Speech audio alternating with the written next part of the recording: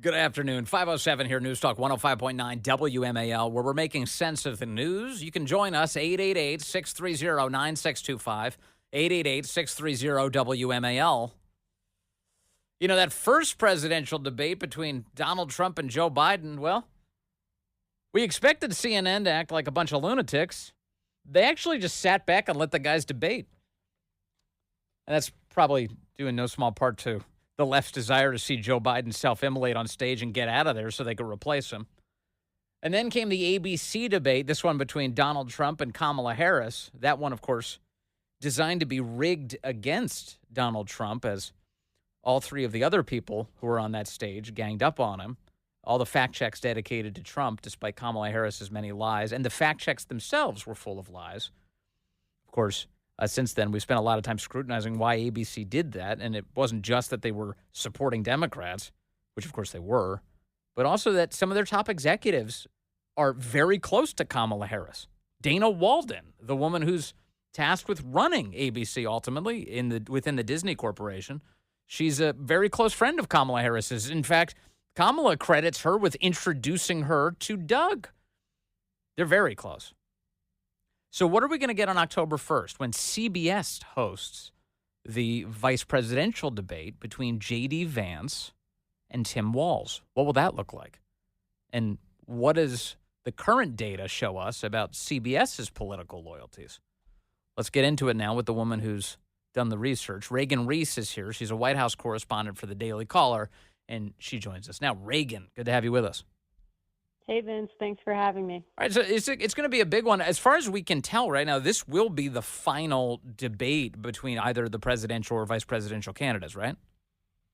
Yeah, it looks like Trump is going to let J.D. Vance have the last word here, which I think is kind of wise. I think a lot of people expect J.D. Vance to kind of wipe the floor with Tim Walz. But after that ABC debate, Trump, didn't give us much time to speculate on whether there was going to be a third debate or not. But despite the Harris campaign saying, yes, we want to debate again in October, Fox News proposed 3 dates in October for a second presidential debate between Harris and Trump. And yet Trump said that he was not going to debate Kamala Harris because the first thing a loser says when they come out of a match is that they want one more round. And that's how he justified that he had won the debate and there was no need for a second one. Okay.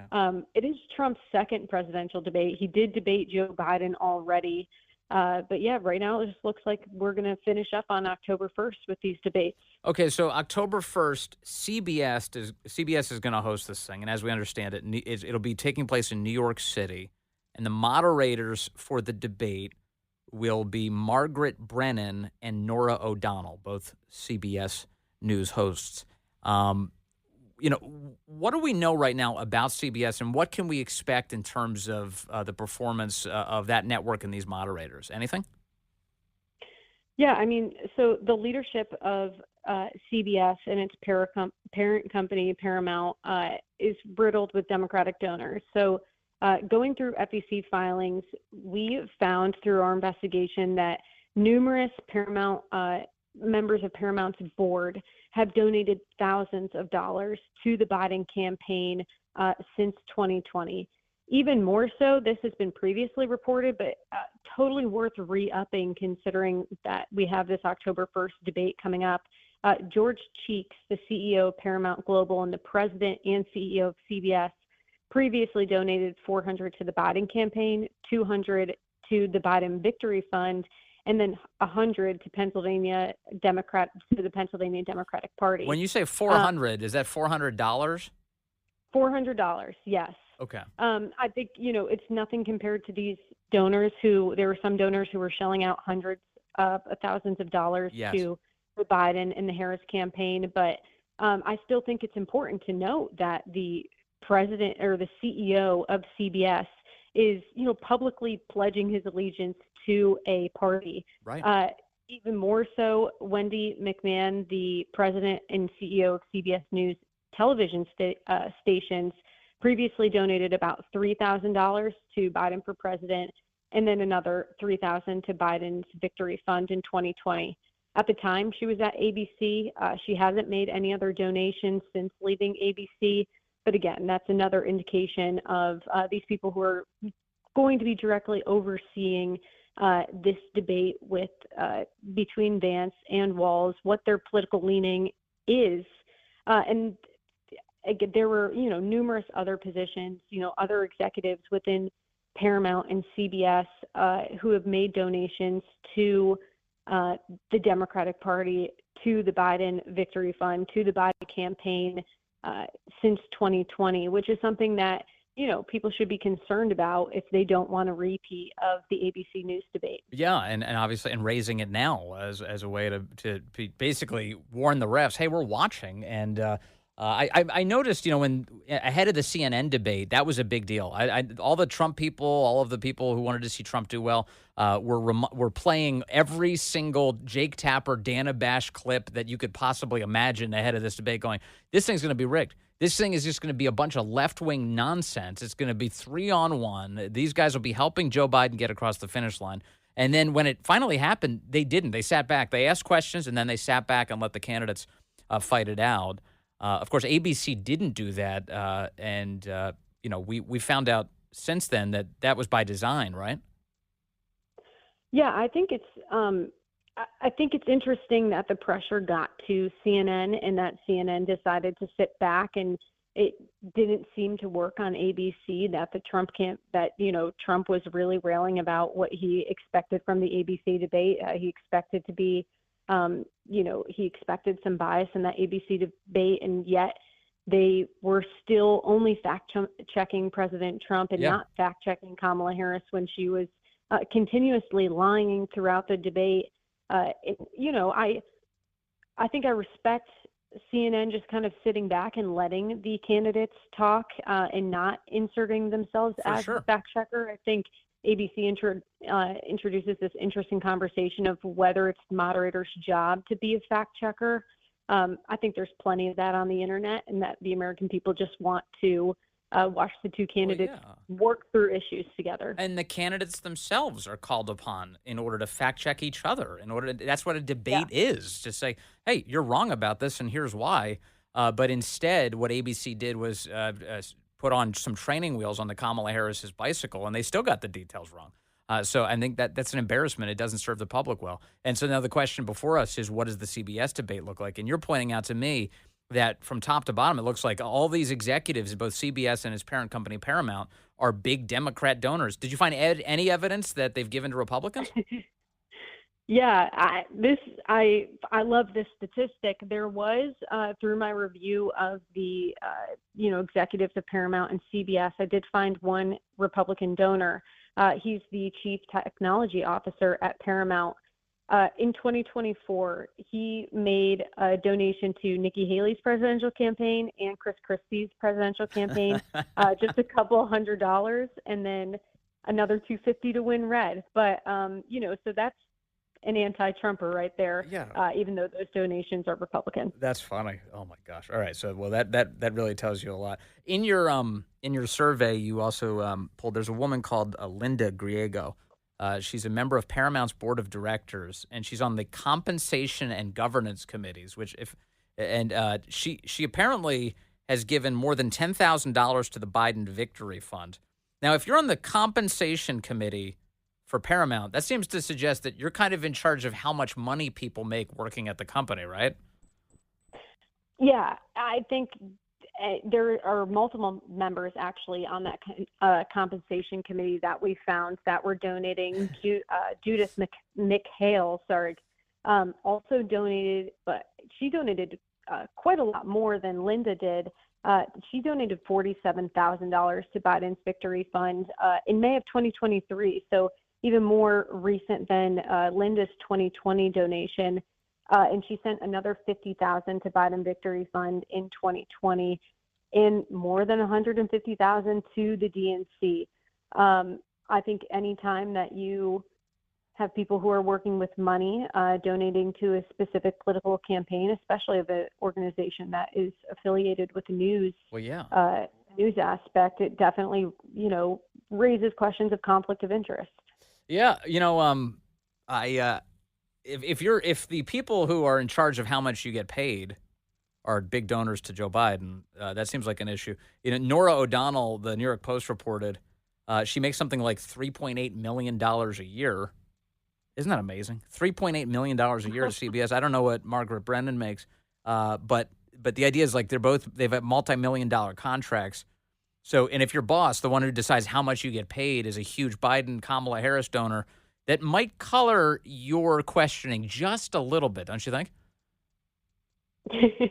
Yeah, I would never want to be in that situation. That just sounds stressful to me. I just, as a journalist, you lose a lot of freedom, and I think just your independence to think and hold administrations accountable if you feel any pressure to skew your coverage one way or another. Yeah, for sure.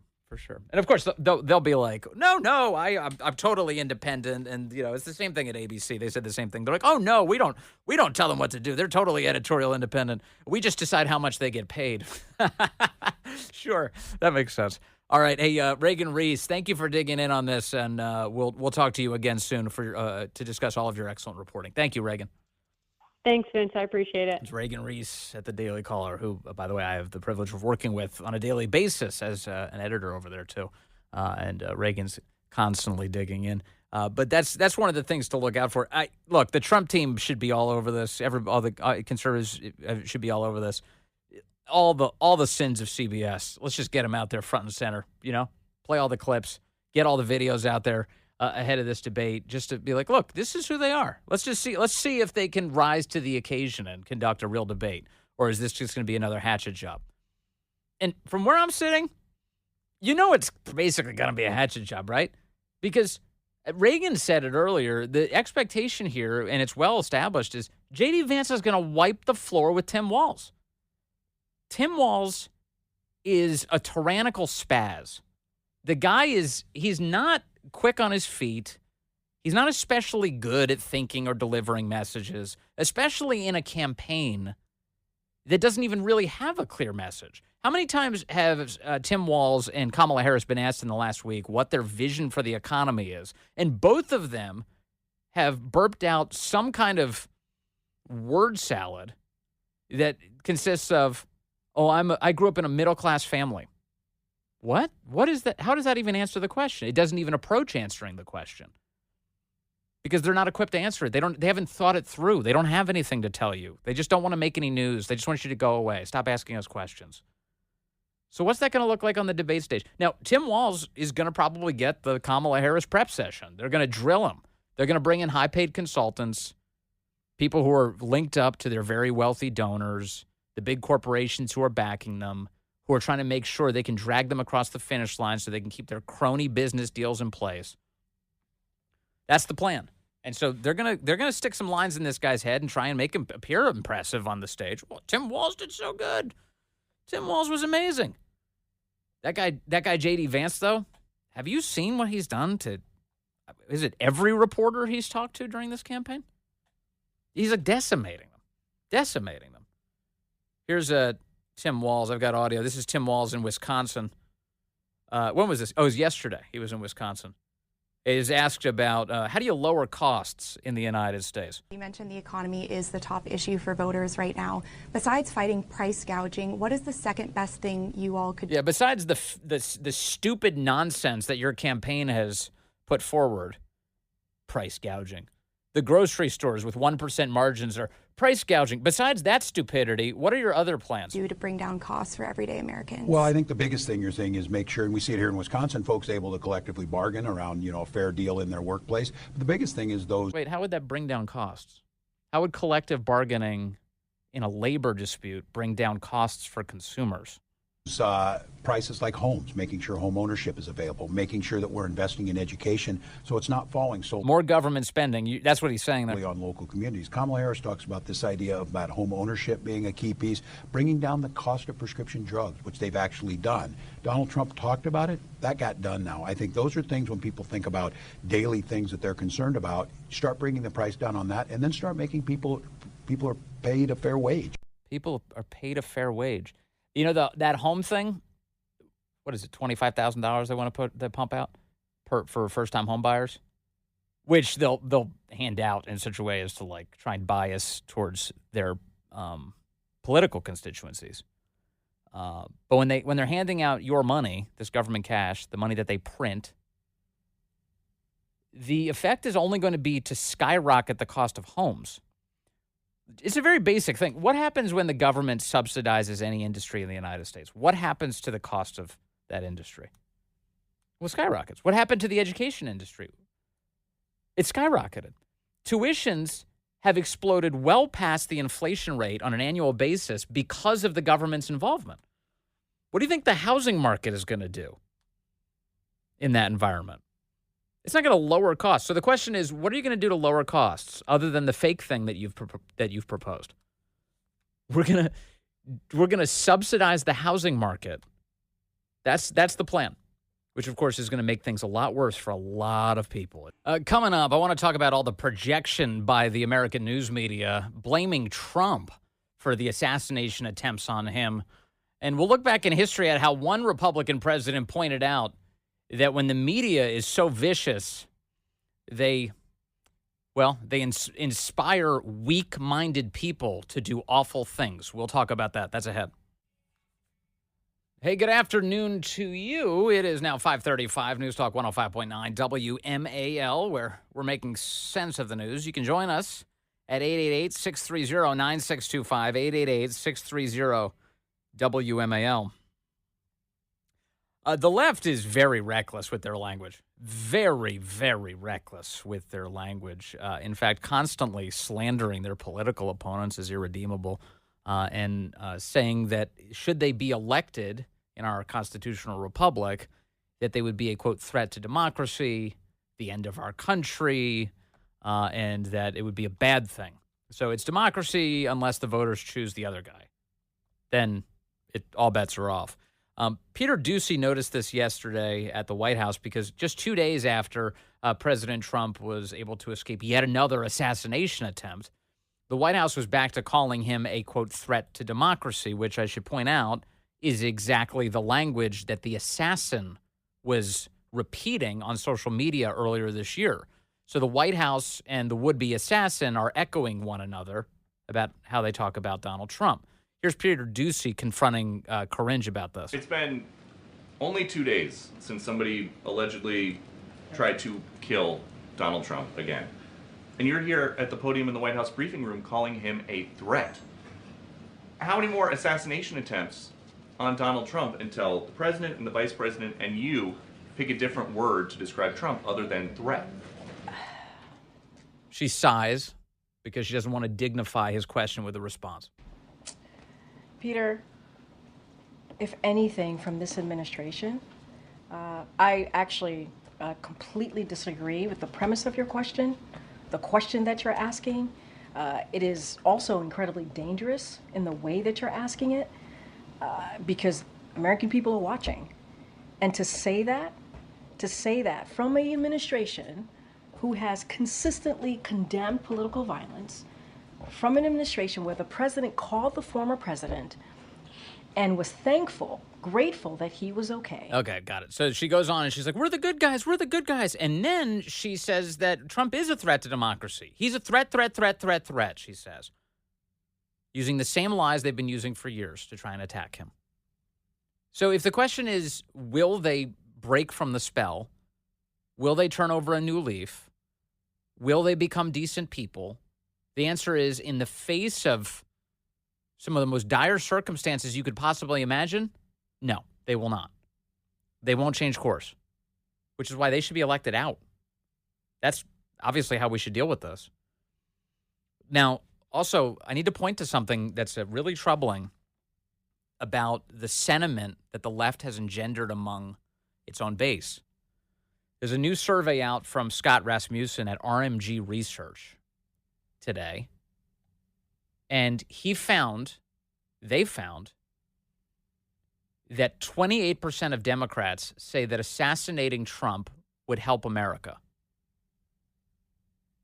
28%. They write, the desensitization of some Americans following the second assassination of former President Trump is alarming. 17% of voters believe that America would have been better off if former President Trump had been killed in last week's attempted assassination. That figure includes 28% of Democrats who say that America would have been better off if Trump had been assassinated. Another 24% of Democrats say they're not sure. Fewer than half, 48% of Democrats, could bring themselves to say that America would not be better off if the opposing party's candidate for president had been assassinated. So the takeaway here from the numbers, 28% say assassinating Trump would help America, and just a minority of Democrats in the poll disagree. 48% disagree. They don't think it'd be good for the country. 49% of Democrats believe it is at least somewhat likely that Trump himself or the Trump campaign was involved with the assassination attempt. 49% of Democrats, they have a conspiracy theory that it was Trump himself or the people around him who orchestrated this, with 21% saying it was very likely. These are the truthers about his ear, by the way. These are the guys who say, he wasn't shot through the ear. That was fake. He fell to the ground. He had a blood capsule in his mouth. He bit down on it. It was all a Hollywood production, they say. And then you ask them about what happened to Corey Comparator. Oh, Trump's willing to kill people in order to pull off this stunt. They've got explanations. They just make it up as they go along. 52% of Republicans think it's at least somewhat likely that the Democratic Party or the Harris campaign was involved. So that speaks to a majority of Republicans suspicious of the opposing political party for trying to orchestrate an assassination of President Trump. So this is not a place that you want your country in, is it? This is not a place you want to be in at all. And the flippancy of the White House on this subject, oh, come on, he's a threat. Everyone knows he's a threat. Okay, how many times are you going to say that before somebody takes you seriously? We've had, two very public assassination attempts on President Trump. You think these guys were taking you seriously? Well, look no further than the tweets from this Ryan Ruth guy. He straight up was echoing White House talking points this year, saying that Trump's a threat to democracy. Democracy's on the ballot, that Joe Biden and Kamala Harris are the guardians of democracy. This is the stuff he believed. He had the Biden-Harris sticker on the back of his truck up there in Hawaii. He was all in. He was making donations to Democrats. He was all in. He believed it. Also, the Scott Rasmussen survey is not the first time we've heard this. It's not. It reminded me of, the Southern Poverty Law Center, which was a left-wing group. They conducted a survey now. It was 2 years ago. It was 2022. And they found that nearly half of all young male Democrats in their survey approve of assassinating a politician who is harming our country or democracy. Nearly half of young Democrat men think that way. It's 44% approve of that sentiment, that it's okay to assassinate a politician who is harming our country or democracy. Dangerous. And I'm looking at this data, horrified by it, and I was reminded that this week I got an email yesterday, actually, a note from a great listener.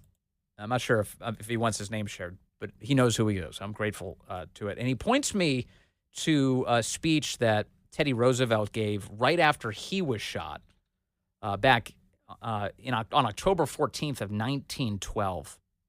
So Teddy Roosevelt was headed to give a political speech when he was running for president, this time with the Progressive Party. That was the banner he was running under at the time, and as a progressive. And he was on his way, and there was a man who got out in front of him and shot him in the chest. His name was John Schrank. And Teddy Roosevelt was in Milwaukee. It was the evening of October 14th, 1912. And he walks up to him. He's about 5 feet away with a .38 Colt revolver, aims it at his chest, and fires into Teddy Roosevelt's chest. Now, Teddy is famously tough. In terms of all of our presidents, this guy was famously tough. In fact, he sought out all sorts of controlled physical violence to engage in. He would have, he was a big boxer, and he would get into, they did these like stick fights that he would have at the White House. He's a wild man. But he gets shot in the chest. And in fact, when McKinley was assassinated, he regretted that he wasn't there to fight off the assailant. He wishes he was there at the time. He wasn't.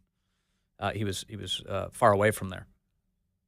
But Teddy Roosevelt gets shot October 14th, 1912. Boom, right in the chest. And in his pocket, he's got his speech folded up in his breast pocket and his glasses, his famous glasses. And the bullet went through, penetrated the glasses and the speech, and it was making its way into his chest, and it lodged into his ribs where it would stay until he died years later. But he takes this shot, and 5 minutes later, he continues to go on to give his speech. And in fact, he holds up the speech. It's got the bullet holes now through the manuscript of his speech to show the crowd what he just endured.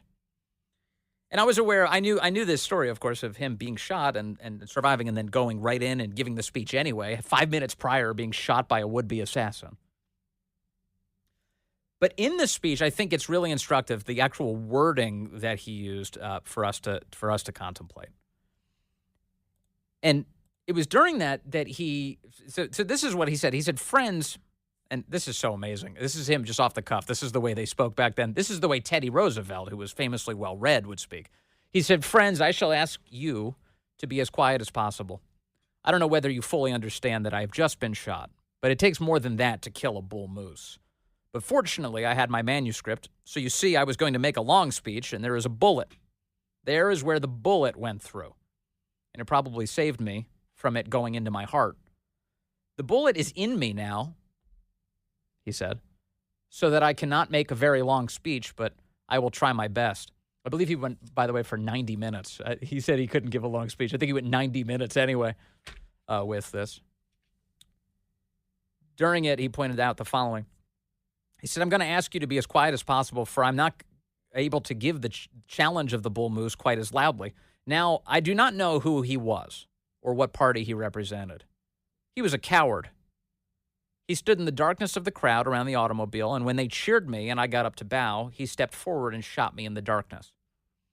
Now, friends, of course, I do not know, as I say, anything about him, but it is a very natural thing that weak and vicious minds should be inflamed to acts of violence by the kind of awful mendacity and abuse that have been heaped upon me for the last 3 months by the papers in the interest of not only Mr. Debs, but of Mr. Wilson and Mr. Taft. He's referring to Eugene Debs, the socialist, and Woodrow Wilson, the Democrat, and Howard Taft, the Republican. Friends, I will disown and repudiate any man of my party who attacks with such foul slander and abuse any opponent of any other party. And now I wish to say seriously to all the daily newspapers, to the Republican, the Democratic, and the Socialist parties, that they cannot month in and month out and year out make the kind of untruthful, of bitter assault that they have made and not expect that brutal, violent natures or brutal and violent characters, especially when the brutality is accompanied by a not very strong mind, they cannot expect that such natures will be unaffected by it. Now, friends, I am not speaking for myself at all. I give you my word, I do not care a rap about being shot. Not a rap, he said. I've had a good many experiences in my time, and this is one of them. What I care for is my country. I wish I were able to impress upon my people, our people, the duty to feel strongly, but to speak the truth of their opponents. I say now, I have never said one word against any opponent that I cannot, on the stump, that I cannot defend. I have said nothing that I could not substantiate and nothing that I ought not to have said. Nothing that, looking back at, I would not say again. Now, friends, it ought not be too much to ask that our opponents, and then someone on the stage asks him if he's all right. He says, I'm not sick at all. I'm all right.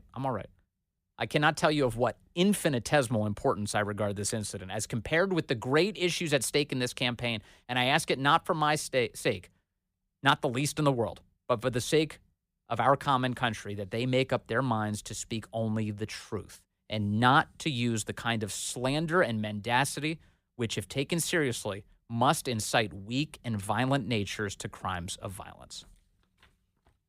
Does that not bear any relevance to the moment we're living through now?